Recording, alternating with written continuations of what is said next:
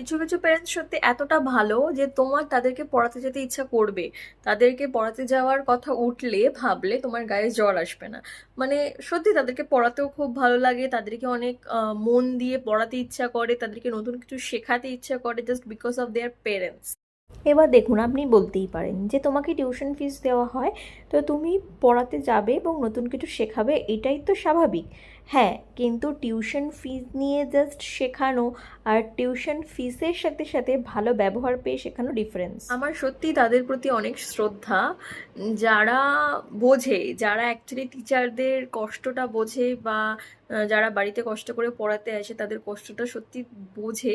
তাদের জন্য আমরা প্রচুর প্রচুর প্রচুর শ্রদ্ধা, কারণ হোম টিউটাররা, তারা হোম টিউটার হয়েছে মানে কিন্তু এটা নয় যে তাদের সাথে যে কোনো রকমভাবে যেরকমভাবে ইচ্ছা সেরকমভাবে ট্রিট করা যায়, এটা আমি মনে করি না।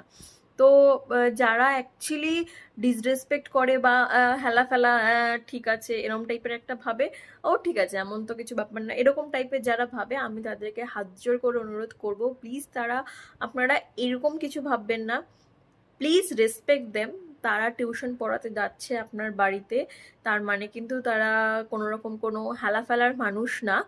আহ, আপনি রেসপেক্ট নাই করতে পারেন, সেটা হয়তো আপনি আপনার পরিচয়টা দেন, কিন্তু অ্যাকচুয়ালি যারা রেসপেক্ট করে তাদের প্রতি আমার প্রচণ্ড শ্রদ্ধা।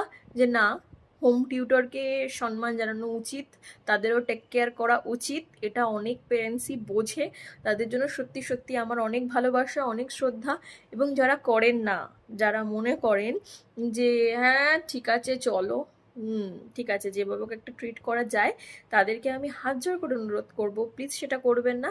কারণ হোম টিউটররাও মানুষ এবং হোম টিউটরদেরকেও টেক কেয়ার করা আপনার দায়িত্ব। দুটো ভিডিওতে আমি তোমাদেরকে অলরেডি বলেছি যে হোম টিউটররা অলরেডি কি কি টাইপের প্রবলেম ফেস করে।